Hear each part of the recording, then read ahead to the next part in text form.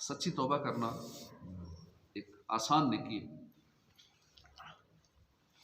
حضور صلی اللہ علیہ وسلم نے فرمایا التائب من الذنب کمن لا ذنب لہ، گناہوں سے توبہ کرنے والا ایسا ہے جیسے اس نے گناہ کیا ہی نہیں۔ توبہ کرنے والا خوش نصیب گناہوں کی معافی کے ساتھ ساتھ دیگر فضائل مثلا انعامات جنت کا بھی مستحق ہو جاتا ہے، جیسا کہ سورہ تحریم 28ویں پارے میں ارشاد ہوتا ہے اے ایمان والو اللہ کی طرف ایسی توبہ کرو جس کے بعد گناہ کی طرف لوٹنا نہ ہو، قریب ہے کہ تمہارا رب تمہاری برائیاں تم سے مٹا دے اور تمہیں ان باغوں میں داخل کر دے جن کے نیچے نہریں رواں ہیں۔ توبہ مشکل کام نہیں، سچی توبہ جو ہے اس کی 3 شرائط ہے۔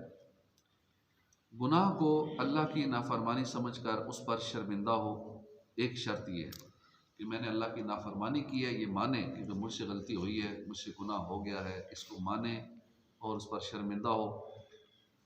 آئندہ وہ گناہ نہ کرنے کا پکا ارادہ کرے۔ اگر ذہن میں ہونا کہ ٹھیک ہے اب توبہ کرتا ہوں، آئندہ پھر دیکھیں گے، کر لیں گے، تو آئندہ نہ کرنے کا پکا ارادہ ہو، اب آئندہ نہیں کروں گا۔ تیسری شرط ہے کہ اس کی تلافی کرے، مثلا اگر نمازیں قضا کی تھی تو اب توبہ بھی کرنی ہے اور ان کا حساب لگا کر ادا بھی کرنی ہے۔ کسی مسلمان کی اگر بلا اجازت شرعی اس کو تکلیف دی ہے تو اس سے معافی بھی مانگنی ہے۔ کسی کا قرضہ دبا لیا ہے تو خالی توبہ سے کام نہیں چلے گا، اس کا قرضہ واپس بھی کرنا ہوگا۔ ہم آج ہی سے اپنا ذہن بنا لیں کہ ہم گناہ گار لوگ ہیں، نفس و شیطان کی چالوں میں آ کر ہم سے گناہ ہو ہی جاتے ہیں۔ اول تو ہم نے یہ بھرپور کوشش کرنی ہے کہ گناہ کا خیال بھی دل میں نہ آنے دے۔ پھر اگر کوئی گناہ ہو ہی جاتا ہے تو فوراً توبہ کرے، پھر اس کے ساتھ ساتھ روزانہ کم از کم ایک بار تمام گناہوں سے توبہ کرنے کی ہم عادت بنا لیں۔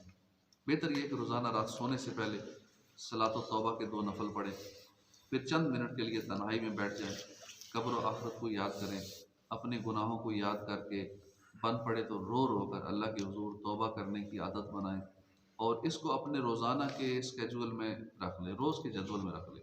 سونے سے پہلے 2 رکعت ادا کیے، اکیلے میں بیٹھ گیا، اللہ کی راہ میں، اللہ کی بارگاہ میں رو رو کر گڑ گڑا کر توبہ کی، دن بھر کے گناہوں کی، پچھلی زندگی کے سارے گناہوں کی، اور اپنا ہو سکے دن بھر کا محاسبہ بھی کر لیں کہ آج میں نے دن میں کیا کیا، کیا نہیں کرنا چاہیے تھا، کون سی گناہ ہو گئے، کون سی نیکیاں رہ گئیں۔ یہ میرے علیہ سنت کا رسالہ ہے نیک اعمال، اس کے اندر لکھا ہوا ہے کافی چیزیں، تو اس سے رہنمائی لی جا سکتی ہے، اس کے مطابق ہم روز کا اپنا یہ معمول بنا لیں تو گناہ بھی معاف ہوتے رہیں گے، نیکیاں بھی ملیں گی، اور اللہ نے چاہا تو توبہ کی برکت سے اللہ کے پیارا بندہ بننے میں کامیاب ہو جائیں گے انشاءاللہ۔ اللہ کا ذکر کرنا یہ بھی آسان عبادت ہے کہ اسے انسان تھوڑی سی توجہ سے کسی وقت بھی انجام دے سکتا ہے، اس کے فضائل اور فائدے بے شمار ہیں۔ حضرت ابو موسیٰ رضی اللہ عنہ سے روایت ہے کہ اللہ کے آخری نبی صلی اللہ علیہ وسلم نے فرمایا اگر ایک شخص کی جھولی درہموں سے بھری ہوئی ہو اور وہ انہیں تقسیم کر رہا ہو اور دوسرا اللہ کا ذکر کر رہا ہو تو اللہ کا ذکر کرنے والا افضل ہے۔ ایک بندہ درہم تقسیم کر رہا ہے، دوسرا ذکر کر رہا ہے تو ذکر والا افضل ہے۔ کتنا آسان کام، درہم کمانا اچھا خاصا ٹائم لگتا ہے، کمانے میں مشکل کام ہے، اور ذکر کرنا کون سا اس میں خرچہ آ رہا ہے، زبان کا استعمال ہو رہا ہے نا خالی، تو آسان نیکی ہے۔ ترمذی شریف کی حدیث پاک ہے، پیارے آقا صلی اللہ علیہ وسلم سے سوال کیا گیا یا رسول اللہ قیامت کے دن اللہ کے نزدیک سب سے افضل درجے والے کون لوگ ہوں گے؟ فرمایا اللہ کا کثرت سے ذکر کرنے والے۔ غور فرمائیے ذکر اللہ کے کتنے فضائل ہیں، ہمیں روزانہ کچھ نہ کچھ ذکر و اذکار کی بھی عادت بنا لینی چاہیے۔ مثلا صبح و شام 100 مرتبہ سبحان اللہ پڑھنے کی عادت بنا لیں۔ حدیث پاک کے مطابق جو صبح و شام 100 مرتبہ سبحان اللہ پڑھے وہ 100 حج کرنے والے کی طرح۔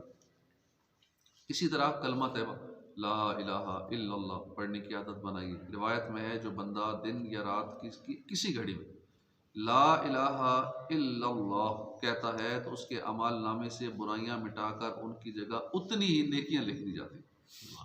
حدیث پاک میں ہے 2 عادتیں ایسی ہیں جو بندہ ان پر ہمیشگی اختیار کرے گا جنت میں داخل ہوگا۔ یہ دونوں کام ہیں تو بہت آسان، مگر ان پر عمل کرنے والے لوگ بہت کم ہیں۔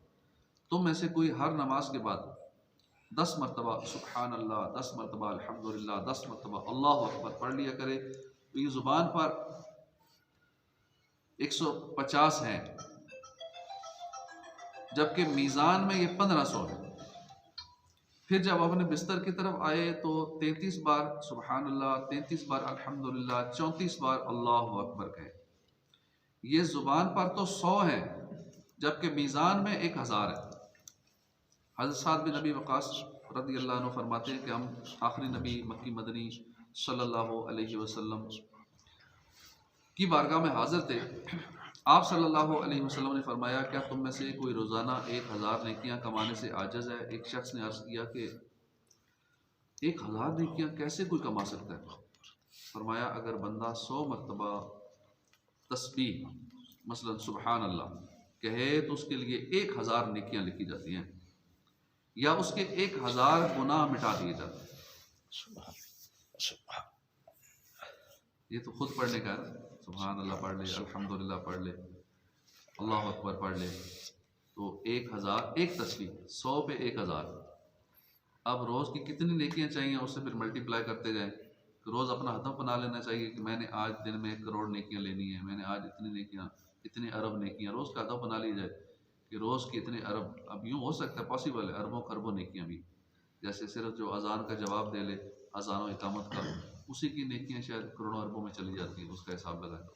تو یوں کر کے اپنا ہدف بنا لیا جائے کہ میں نے روز کی اتنے ارب یا اتنے خرب نیکیاں میں نے کرنی ہے۔ پھر کیسے کرنی ہے اس کا پھر حساب کتاب بنا لے کہ اتنی بار یہ پڑھنا ہے سبحان اللہ، اتنی بار درود پاک پڑھنا ہے، اتنی بار فلاں چیز پڑھنی ہے، تو اذان کا جواب دینا ہے، اقامت کا جواب دینا ہے۔ تو یوں کر کے نیکیوں کا ہدف تو ٹھیک ہے، اگر بالفرض مال نہیں آ رہا اربوں خربوں میں، چلو نیکیاں تو آئے نا، کام یہی آنی ہے۔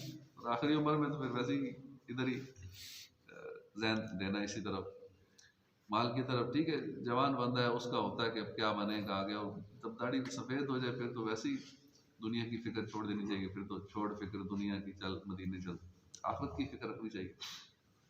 تو نیکیوں کا اپنا حساب کتاب لگا کے کہ روز مجھے اتنی اربوں چاہیے یا خربوں چاہیے یا کتنی چاہیے، کم سے کم ایک ہدف ٹارگٹ بنا لے اور اس کے مطابق پھر کوشش شروع کر دے۔ تو 100 مرتبہ تسبیح کہے تو اس کے لیے 1000 نیکیاں لکھی جاتی ہیں، یا اس کے 1000 گناہ مٹا دیے جاتے ہیں۔ اسی طرح تلاوت کرنا ایسا عظیم الشان انعام ہے کہ جس کو قرآن پاک کو دیکھنا عبادت، پڑھنا، سننا، سمجھنا، عمل کرنا، پاس رکھنا، یہ سارے نیک کام ہیں۔ قرآن پاک کا ایک حرف پڑھنے پر 10 نیکیوں کا ثواب ملتا ہے۔ ہمیں قرآن پاک کی بھی پڑھنے کی عادت بنا، جیسے الف لام میم ہے، تو اس میں ایک حرف، یہ نہیں ایک حرف، یہ 3 حرف ہیں، الف الگ ہے، لام الگ ہے، میم الگ ہے، تو یہ الگ الگ 3 ہیں۔ تو جب بندہ قرآن پاک پڑھے تو کتنا ثواب ملے گا۔ جب مدنی قاعدہ پڑھتے ہیں تو بار بار ریپیٹ کرتے ہیں، بار بار ریپیٹ کرتے ہیں، تو کتنے حرف ہوتے ہیں ایک لفظ کے اندر، یا جتنی بار اسے بار بار دہرائی کرتے ہیں اتنا ثواب، اتنی نیکیاں۔